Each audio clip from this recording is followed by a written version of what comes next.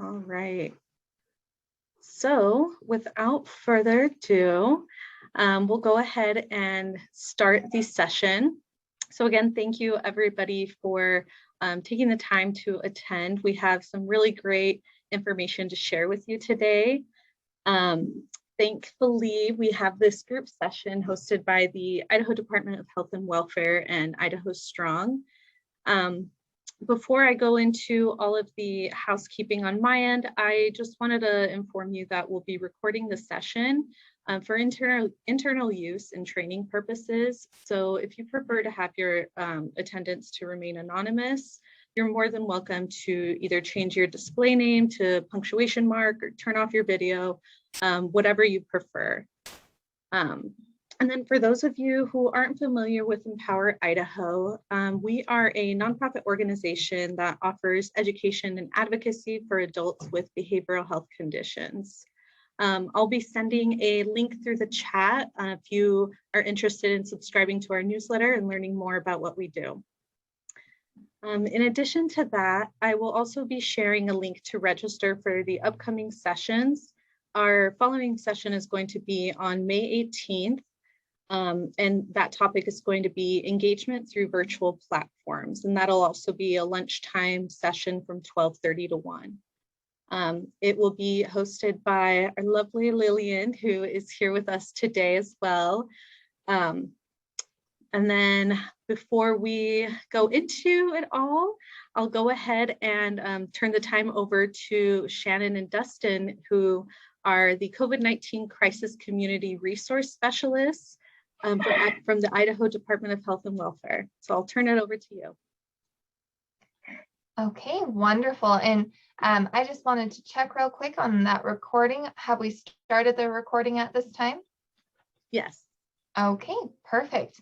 All right. Well, thank you all for being here. We're very excited to be here today in representation of the Idaho Strong program out of the Idaho Department of Health and Welfare.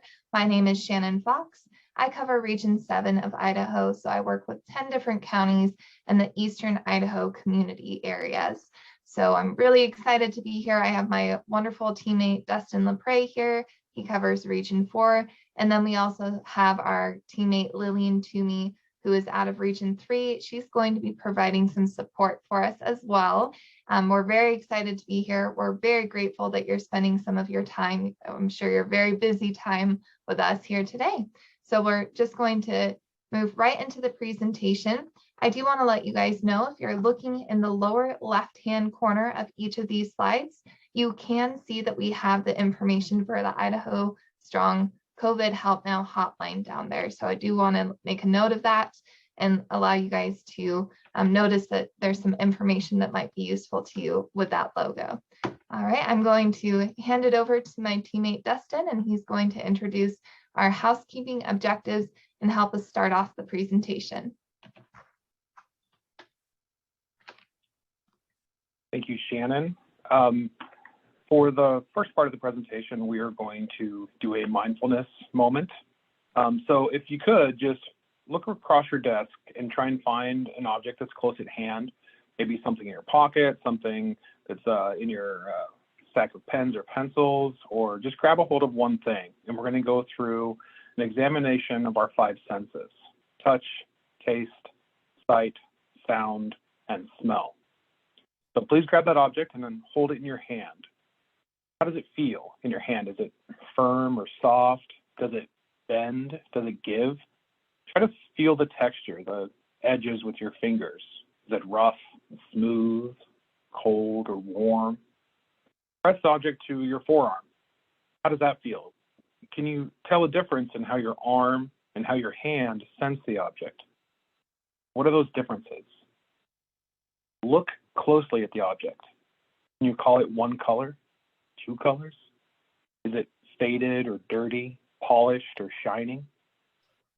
Scan its surface using your sight.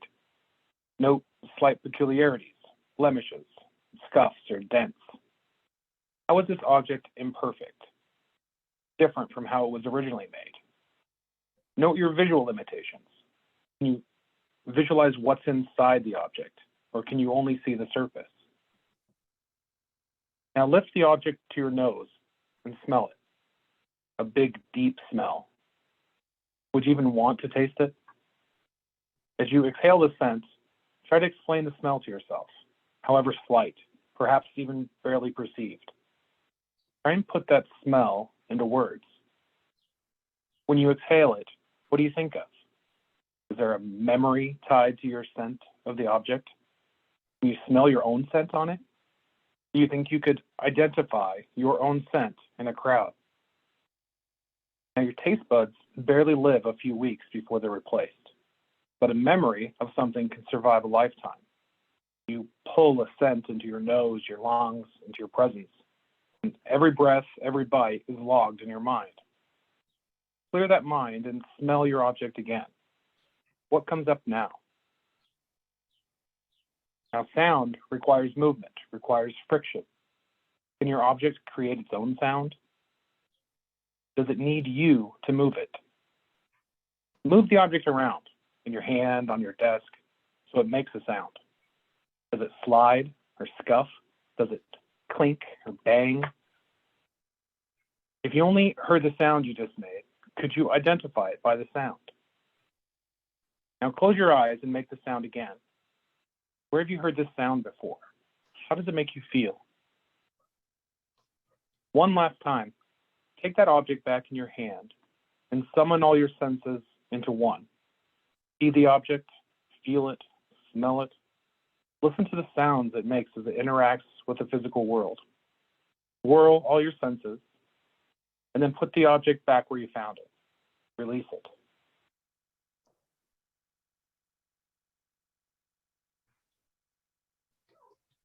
Now, as we finish our mindfulness moment, we want you to think about those sensations as we go through the presentation. And we just ask you to be present with us today. If you have any questions or comments, please put them in the chat box. Lillian is going to be working with that with us. And please find a way to take notes. Just have a pen and paper next to you because there's a couple of writing exercises we're going to do later in the presentation.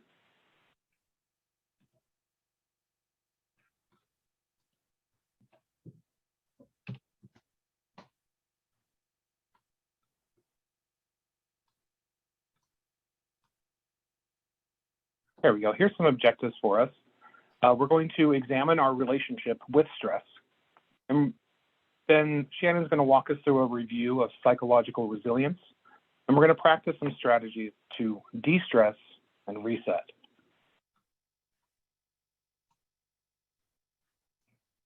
All right. So thank you, Dustin, so much for laying out some of the housekeeping and the objectives for today's presentation. I think as we finished out that mindfulness activity, I want to kind of remind you guys that what you put into this presentation, your energy, your attention, your work in processing some of the content, and your practice in the activities will relate to maybe what you get out of this presentation. So as we kind of finish out with that reminder, we're going to just talk about stress. And this is something that I think we could all talk about in a lot of different ways for quite a while. But I want to just break it down to some basics and allow us to kind of explore stress in response to how we interact with it and how it is like for us to process our stressors and our stress responses. So I just want to start out with this definition. Stress essentially is our body's response to pressure. I think a lot of us can understand and agree with that. It's our body's response. And with that, it's not just our mental response. It's not maybe just our physical response. It's our whole body's response. When we experience stress, it doesn't just impact part of us. It can impact our whole person and often does. And you can't kind of separate out where your stress is impacting you. The stress you're having from home or from interpersonal relationships can combine with the stress that you have in your work environment. It can combine with the internal stress that you might face just navigating things through just your point of view and things that you're going through. And with that, I think it's important to just kind of discuss how many different situations or life events can attribute to that. We have stress from the day that we come into this world, throughout our entire lives. And there's a lot of different things that can contribute to that feeling of stress. So I think we often can kind of understand that stress is something we experience, but what kind of triggers that stress? What triggers our stress response system? Why do we start feeling these things that are attributed to stress? So stress is often triggered when we experience something new or unexpected, when we experience something threatening to our sense of self, how we perceive ourselves, how we navigate relationships.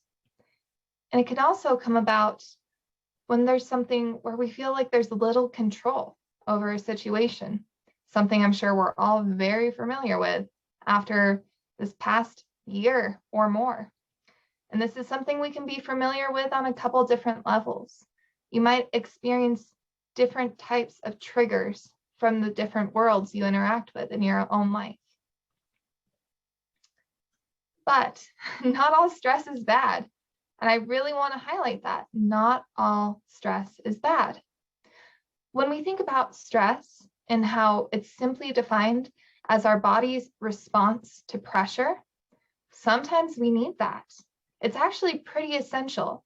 If you were to be walking along and a car just was about to cut you off, about to hit you, your stress response system would help you jump away from that car. Your body is pumped full of adrenaline. You're able to hopefully remove yourself from that really life-threatening situation. So stress is important in situations like that, but also in our day-to-day lives. I'm sure many of you moving through your day already have experienced some stress. Got to get up on time. I need to eat. I need to get prepared for this. I need to go and do that. I have this coming up. What are we doing this evening? What's for dinner? All these kinds of questions that we navigate and maybe feel some tension and stress throughout the day with. But then there's also some bigger things, some more challenging things, things that kind of throw us maybe, or it's something we don't really experience every single day. Those new things, those unexpected things, those things that are something we can't really control.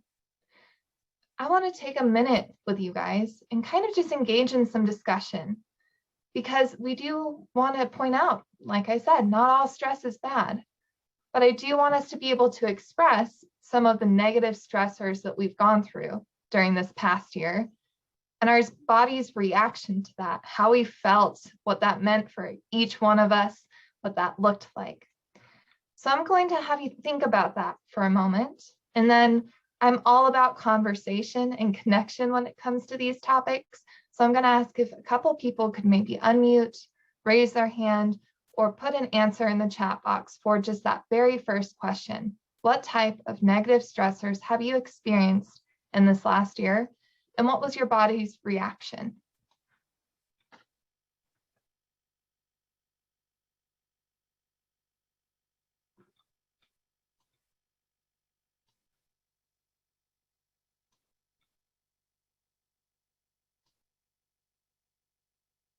Maybe you're mulling over which one to pick because there's probably quite a few.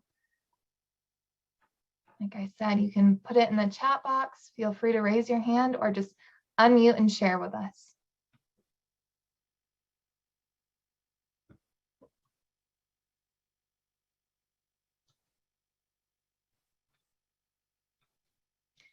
So it looks like one person in the chat box said the negative was a relationship and family stress due to social distancing and isolation. And I started grinding my teeth more. Fear of the unknown, anxious, tired, emotional. Thank you. All right, and some additional thoughts coming through. Fear of going to the store, heightened anxiety, rapid pulse, headaches, loss of a loved one, jaw tension and back pain. Okay. Being bound to my home, feeling like I was not able to do my job to the best of my ability by not being able to meet in person. That's a very reasonable thing to feel, to experience. All right, and I'm sure that some of you guys are still maybe putting those thoughts together, and feel free to continue sharing in the chat box. But with that, I think we can kind of all connect to the fact that we experience negative stressors and they impact us. And it's really difficult, and maybe it can feel pretty lonely and really challenging and difficult. So let's take a second to think about a positive stressor that we've experienced. And this might take a little bit of extra thought or maybe some extra time, but if you will all, and we would love to hear some people even verbalize this or just kind of talk through it with us. What type of positive stressors have you experienced in the last year? And what was your body's reaction? What was your reaction?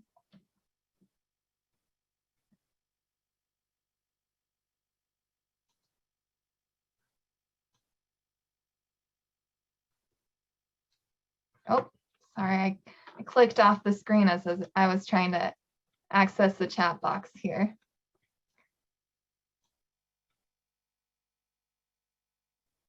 Okay, so somebody said a reaction to positive is that they had maybe more energy. Positive, I have started a new job and that gives me a lot of satisfaction, but it means there's a learning curve. Okay. So yeah, when we start something new, it can still cause stress and anxiety and maybe a little frustration or some concerns or uncertainty, but that's not necessarily, it can maybe include some negative stress, but we're starting something new, we're learning, we're pushing ourselves, we're growing, and those come with stress. Those things that we do come with stress, but yeah, it can be good. So would somebody be willing, and anybody here can speak to this, but maybe verbalize a positive stressor that you've experienced?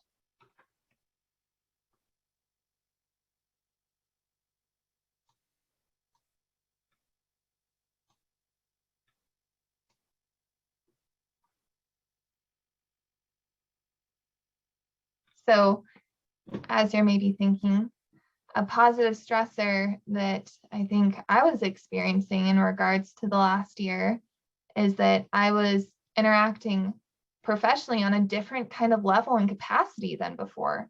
And there was definitely a learning curve there. But now I've learned that I can do things that I never would have been able or maybe thought about doing in the, before all of this going on. Does anybody else have an example before we move on?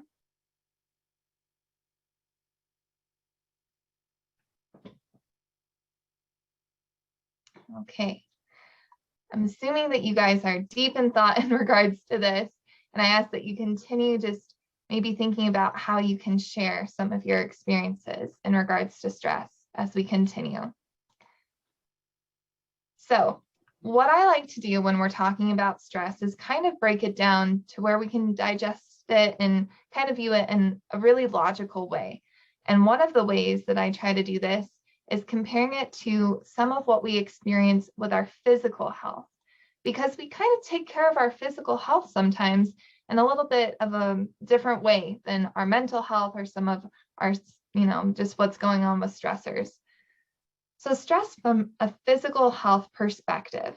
So sometimes our bodies, our physical bodies, experience a stressor in a physical context. So for example, you can see the little images that I have on the bottom of the screen here. Let's say you're allergic to cats or animals, and you're around that, and it's a stressor for your physical person. So you have a response. Your body has a response to that stressor. Maybe you start coughing, maybe you're sneezing, maybe it becomes a little difficult for you to breathe, and you are aware that this is happening, and you're kind of primed to know that there's maybe something that you're going to need to do to respond to this.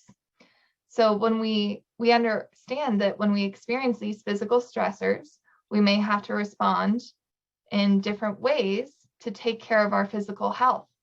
So maybe you're around that allergen or something that, like, for example, in the pictures, you're around an animal, it starts your body's reaction, and you're like, okay, I can take care of this with my allergy medicine. So that's what I'm going to utilize.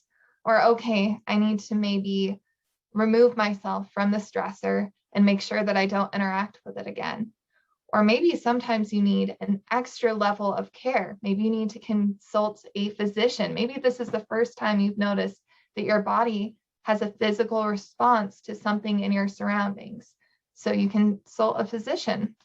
Or maybe in situations, it could be very emergent or life-threatening. So you're around that physical health stressor, and all of a sudden you're like, I am not okay, I need help. And there's services, there's emergency services that you can use so that your physical health can be protected, so that your physical well-being is protected. And I think that's something we can kind of logically process. That is how we do most things in regards to taking care of our physical health. And maybe sometimes it takes us a while, but there are these services, there's these ways for us to navigate that.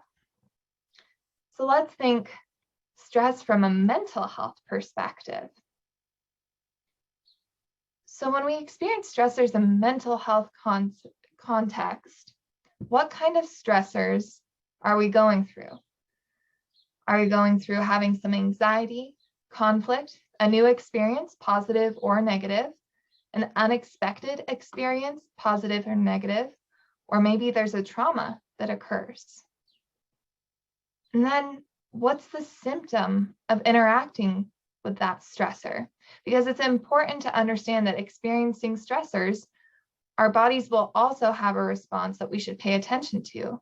So when we're experiencing these mental health stressors, how can we pause for a moment and understand what's going on in our bodies? Because there's also psychosomatic symptoms when it comes to stressors and mental health things that we go through. So we might feel a physical change in our body. We might notice different kind of mental presence or capacity, or some changes in how we're thinking and feeling. So we have these symptoms. And the example down here at the bottom, you have a stack of bills piling up. That could be very, very stressful, and reasonably so. And so it could cause some tension and could just be overwhelming. You could just be like, oh my gosh, I can't do this. The symptom is that you're overwhelmed. So what kind of care can you access? Where can you go? When experiencing these mental stressors, we may have to take actions to respond and, take care of our mental health. And we might not know what that looks like for us right now. We might not really think about it in this context. We might not have a plan. Do you have something that you can do in that moment? If it's life-threatening or emergent, do you know what kind of emergency services that you can access? These are the questions we want to start asking and thinking about and just kind of processing when it comes to our mental health and stress. So let's talk about psychological resilience really quickly. So the ability to mentally or emotionally cope with a crisis or return to pre-crisis status quickly. That is the definition of psychological resilience. And resilience exists when a person uses mental processes and behaviors in promoting personal assets, skills, techniques, and protecting the self from potential negative effects of stressors. So resilience is kind of like this psychological immune system. It's our ability to interact with our stressors and maybe bounce back, or our ability to know what to do. And everybody has resilience, but for each person, it might look a little bit different. So we're now going to transition into watching a quick video, and then we'll be able to move on with a couple more discussion pieces around stress, and then we'll practice some activities.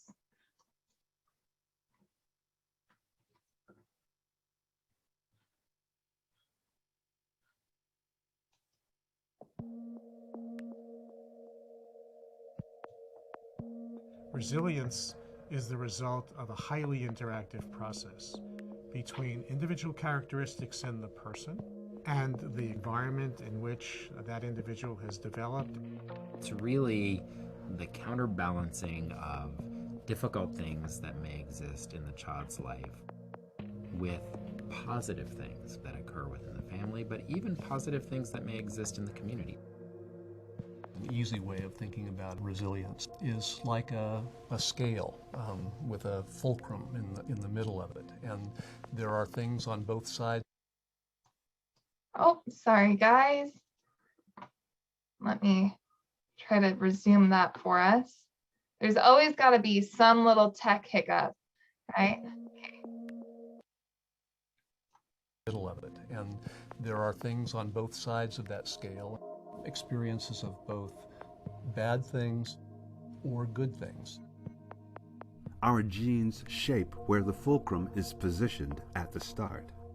There are certain genes that make a child more sensitive to the effects of maltreatment or parental neglect or witnessing violence. The fulcrum may start out kind of more towards one side or more towards the other side, and that's going to make a big difference in terms of how much these subsequent events affect things positively or negatively. Science tells us that experience moves the fulcrum, for better or for worse. Even though we are born with genes, genes will respond differently to certain environmental situations as opposed to others. What the genes are actually doing are turning up or turning down the expression of chemicals in circuits in the brain and the circuitry in the entire body that govern our responses to stress, to anxiety, to depressive symptoms. When positive experiences accumulate and children learn coping skills that help them to manage stress, the fulcrum can slide, so the scale tilts toward positive outcomes more easily. That's what resilience is all about. There's always an adult, or more than one adult, who is key to providing that relationship that helps to build resilience.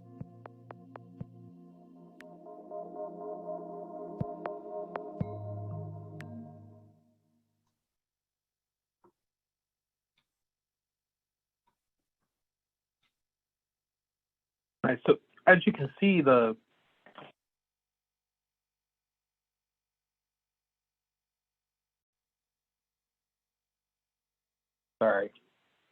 sorry there, I was muted talking. So the video we just saw is definitely geared towards children, but the lessons involved can easily be applied to adults.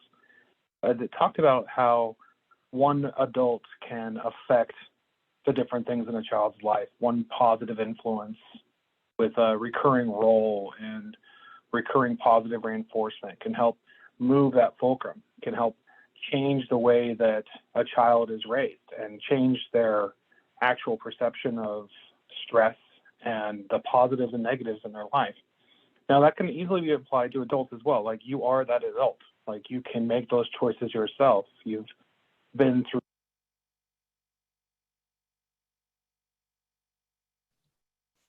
Justin, it looks like you got muted again.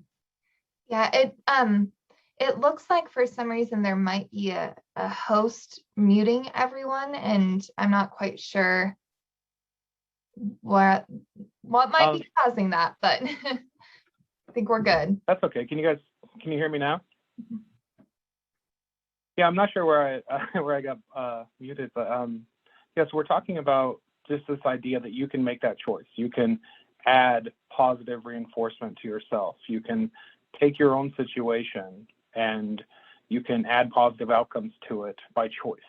And I think that's something that we've learned a lot in the last year, is that a lot of these things will tend to overwhelm us, especially like at that physical level where you feel it. In the chat, there was mentions of clenched jaws and grinding teeth and things like that, those physical reactions. When those pop up, the only thing you can really do is do another reaction to offset it. And there's no like tried and true, like perfect, sort of cure for those sorts of things. But with repetition and work, you can help get away from it.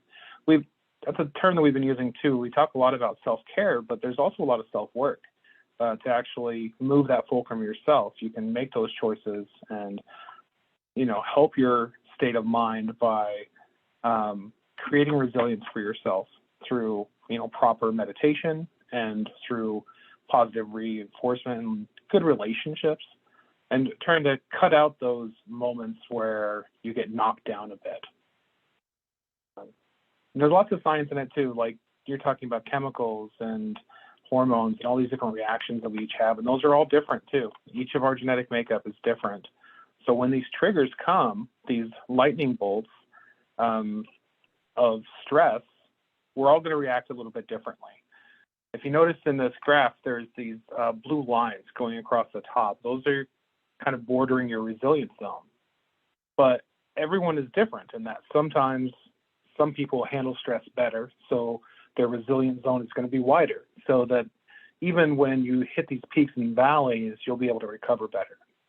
Other people struggle with resilience skills, and so when you get hit with a lightning bolt moment, maybe you get stuck in this high zone where you're edgy, irritable, or manic. I got in this morning. Someone sent me a text telling me about this terrible story where I ruined a meal, and my buddy put a big strip of cheese on his chest to mock me, and it's an incredibly embarrassing story, and it makes me edgy. It gets me mad, and someone just hit me that while we were studying this morning. And to get out of it, I had to talk about it and write something else, and it just happens. It can happen in a real hurry. That took me less than 30 seconds this morning to go from a calm state to an anxious state.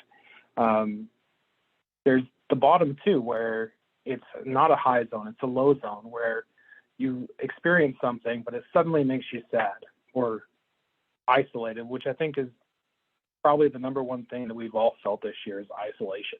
There's been so much where we're by ourselves and we don't have anyone else to pull ourselves out of this. So the resilience skills that we're talking about will help you get back into the correct zone. And that does, like we said, that takes practice. Sometimes you're gonna lose it, and that's okay. You're gonna have an outburst. But the trick is to calm yourself and to continue working on these different skills, these meditations and relationships to help you get back into the resilience zone. I know that's really hard to get to, but if you can find different coping skills and lean on your friends, lean on your coworkers, use private creative skills. Like I said today, I had to sit down and write something down just to pull myself out. That's one of the tools that I use. Sometimes it's just calling a friend or getting out of the house to remove yourself from those triggers. If it's something that continually gets you, that lightning bolt right there happens to you every day at 10 a.m., change what you're doing at 10 a.m. so that you don't encounter it. I don't think that any of us, in our lives, are set in some sort of strict pattern. We have the choice to break out of it. If something's not positive for us, we are adults. We can change something. We can remove negative triggers and we can add positive ones. And when we encounter a trigger, it's important to isolate it, to notice it, and then to work your way out. And that's that self-work. It's constantly moving and finding this middle ground. I guess is that fair, Shannon? A middle ground to bounce these different energies off yourself. Yeah, so when we're thinking about the resilience zone, everybody has one. It all looks a little bit different. I think when we're considering this, it's like if this was something we could visually see and we could visually keep track of throughout a day, if there was an app for it, for some reason, we were able to track if we were in our resilience zone or not very, in this kind of physical world, it would probably be easy to see where we're at maybe for most of our days. But then we could see oh, I just got bumped out into a high zone because I just got this unexpected thing that happened, or I'm in a low zone because something really difficult happened, or I'm just feeling lonely. I mean, that would be really great if we could do that. But the thing is, we don't have to have these physical world tools to handle or kind of process our resilience zones. We can start making that awareness.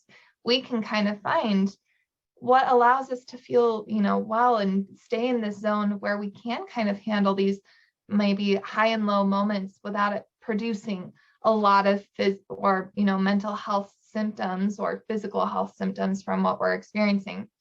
And there's a lot more to this. There's so many different things we can discuss in regards to resilience and how to access it and grow it. But one of the key things here that we're discussing today is that resilience is our psychological immune system that we can engage. And let's practice some activities to do that. Let's work on that aspect of practicing our resilience and strengthening our immune system. And to do that, we have this little activity for you. And I think Dustin's going to walk you through the steps to it as I get it pulled up here. Yeah, that's great. So Slido enables us to share a word cloud. So if you can, just use your phone and take a picture of the QR code in the top left of your screen and go to the link. And we just want asking this question: what is the symptom of stress that you've experienced in the last 24 hours? You know, for me, it's telling me about a cheese vest story. It's really embarrassing. That's my symptom of stress. But what are yours? What are you feeling in the last 24 hours? We're just trying to get a sense of how you feel right now and what is affecting you as you come into this discussion today.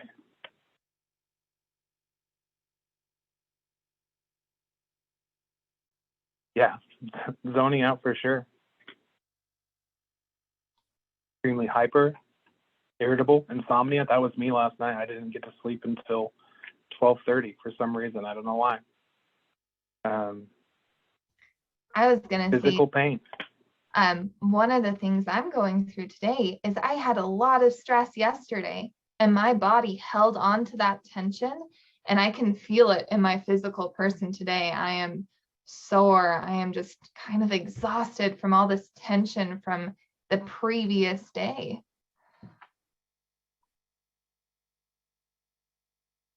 I think that physical pain, when it manifests, it's harder to understand, I think, because you want to think that it's just like some physical problem that you have, but it might not be. It might be neurological. It might be tied directly to the things that you let affect you.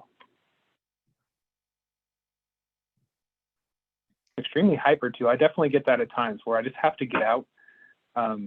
When I get those moments, like those hyper tense moments where I don't even feel like I can sit at the computer, I'll just go outside and take a walk. You know, there's a big hill right by my house. I can go climb it and get some sunshine, get vitamin D, and just to get some fresh air, get out of the scene, like the setting that helps create these scenarios. It helps to leave them, even just temporarily. 5-10 minutes is all you need to get up. Yeah, and I love seeing these answers. And we wanted to ask you, what is a symptom of your stress? Because I think we often can name or have an idea of what our stressor is or what might be behind our stress, but how often are we thinking about the symptoms that we're feeling? And so I want to thank you guys for participating in that. We're going to switch back over into the presentation because I would like to lead us into kind of this self-awareness activity. And it did not pick up from where we left off. I, for some reason, have trouble getting presentations to do that. So as I'm scrolling through our slides that we've already covered here, I'm going to ask that you get out that piece of paper and a pen so we can walk you through the what, where, what activity. And also feel free to put this into the chat box if you would like, if you're willing to maybe do that, or if that's how you want to do this activity, that's great. So what we're doing here is we're going to do a check-in for self-awareness. We're going to process our what's. So what was a stressor or a stressor symptom that you just identified? So I'll give you a second to do that. What was a stressor or a stressor symptom that you just identified? And then I want you to think and answer the second question. Where did that stressor or symptom come from?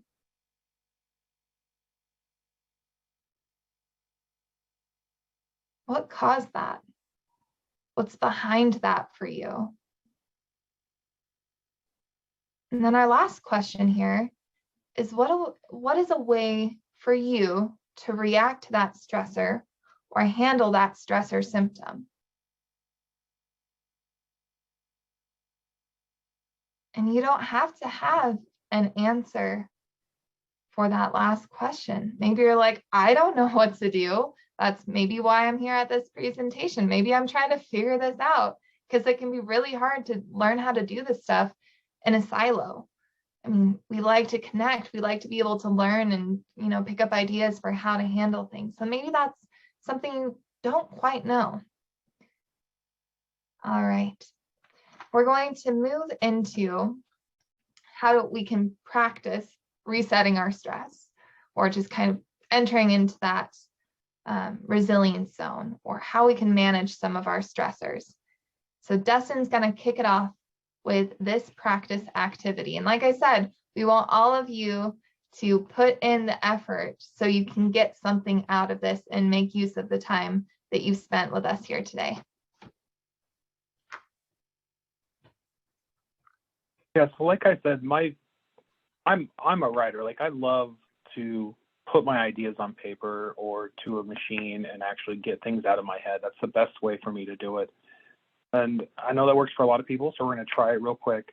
So we're going to give you 2 full minutes to do a journal activity. Put pen to paper and write about the stressor you just shared with a group, or another one that affects you that maybe has weighed on you that you feel like you need to write about. And we're going to give you 2 full minutes to express your emotions and to try and tie what it is, what caused it, what are the symptoms, how does it make you feel? So 2 full minutes. Put it on paper.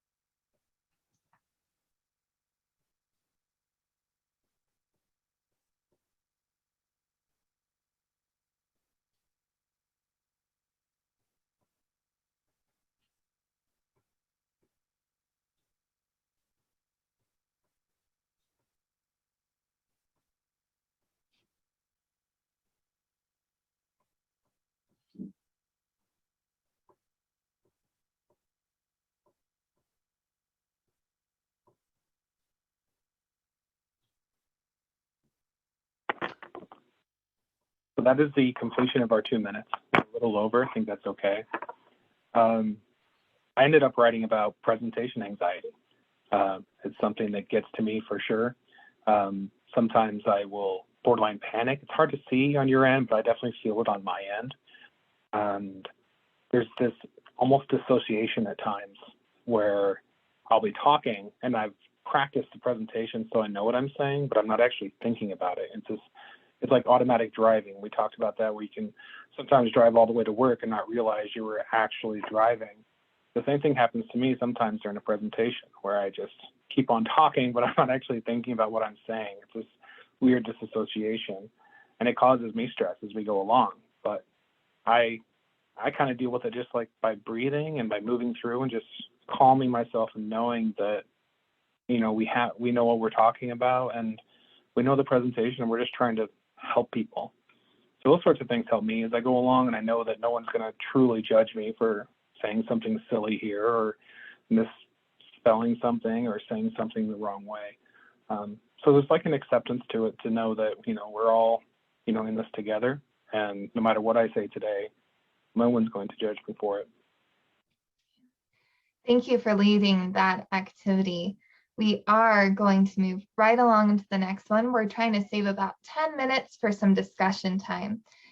So we've been talking about some heavy stuff. And so we're going to take a break, especially after just writing down for 2 minutes about a stressor.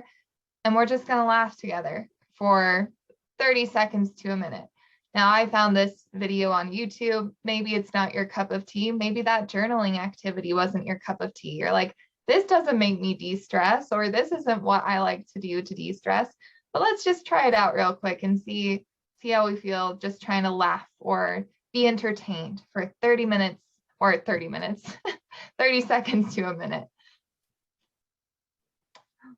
Why is it unavailable? It was just a second ago. Give me a second here, guys. There's so many of these videos. Are you guys still able to see it? Yeah.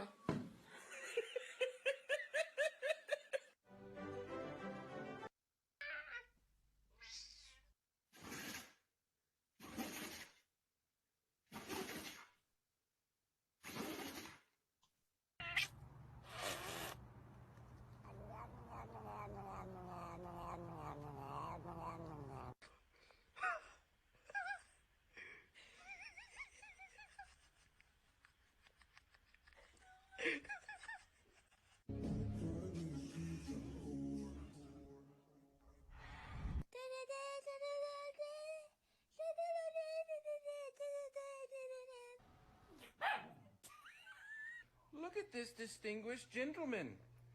Look at the way he is sitting. Yes, very distinguished.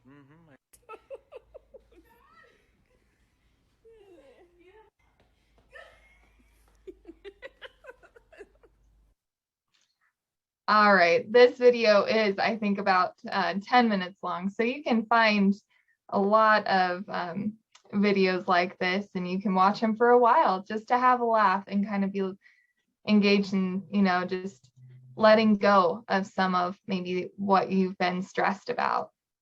So if it'll allow me, I'm going to just move on here to talking about what essentially we just did, how we just did some practice with different ways of managing our stressors. So we can practice different types of skills that allow us to engage in resilience. So what I do is I kind of talk about it in the way of leaning out skills and leaning in.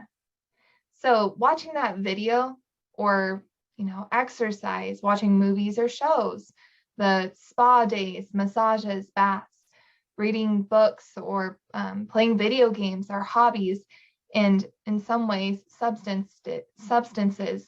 These are all ways to kind of step out of our stressors, to take a break from them. And they can be beneficial. I would say substances, that's where you can have maladaptive coping mechanisms kind of develop, and that can be really, really dangerous. That's why when I see people say, oh, just have a glass of wine, I'm like, that's not always what I want to do to manage my stress. But I also couldn't run a mile every time I'm feeling stressed. Like, it wouldn't be feasible for me to go run a mile each time I experience a stressor. And it might not be feasible for all of these leaning out strategies to always be able to happen when we are in a stress moment. And so when we're accessing the leaning out stressors, it can help us kind of reset and have some capacity and space, because we can take a break from that thing that was really, really big and heavy. But it can also make it to where we're not maybe working on that stressor or understanding or processing it. And so when we lean out, that stressor is still there. You can still kind of look and be like, oh yeah, that mess over there, it's still there, but I'm over here. But if you keep moving away from it, at some point, you're going to have to step in and focus inward on it. So that's where we have our leaning in techniques. So Dustin helped us practice the leaning in technique with journaling. These are your relaxation techniques, your mindfulness, your meditation, your prayer, spiritual connection, processing with a therapist or trusted person, having good sleep hygiene, taking care of your physical body so your mental well-being can be present, and positive affirmations. Now, like I said, not these activities, maybe they didn't work for you. Maybe you're going to have to try different things and kind of just have mindfulness and awareness of how you interact with them, what feels good. Maybe you're going to have to practice meditation a couple times for it to feel like it actually does anything. Maybe you'll keep an eye out on how many TV shows you're watching or how often you feel like you're scrolling even through social media when you experience a stressor. Everybody's going to have their own balance with these things, but we just wanted to engage in this discussion of there's different ways for us to practice resilience. There's different ways for us to practice coping skills, and there are different skills that are available. And we kind of do want to try and find a way, not to completely balance this out, but how to use different types of skills in different moments so we can be well. What kind of thing will you use when your mental health is experiencing a stressor? What kind of thing will you do to respond to that symptom of your stressor? So we really want to highlight that we appreciate the time that you guys have been interacting with us and sharing some vulnerable things. And we're grateful for you guys to just join in and practicing some of these skills and activities. We're going to turn it over for about 5 or 6 minutes of breakout discussion. So we'll break out into, let's say, 4 different rooms. So our Empower Idaho teammate here today is going to help us in doing so. And we're just going to talk about this together. What was it like to talk about these things? And Shannon, just confirming with that time for the breakout rooms, how much time would you like for a Q&A at the end? Given So 7 minutes. Let's do, unfortunately, we'll probably do a 5-minute breakout room and then come back for just very quick recap at the end. Got it. Okay. So I'll go ahead and do that now.